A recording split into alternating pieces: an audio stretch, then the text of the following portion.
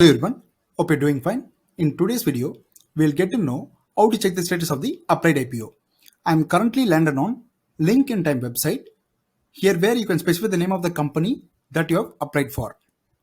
I selected Tamil Nadu Mercantile Bank Limited. You can perform the search either using PANCARD or the application number that was generated while applying the IPO. One more option to search for, you can search the status using DP Client ID, that is Depository Participant Client ID. Enter the PAN card number here and proceed with clicking the search button. Allotment status will be shown at the bottom of the page. Here is the applicant name. For security reason, I masked my name and how many stocks that you have applied for the cutoff price. Cutoff price was 510.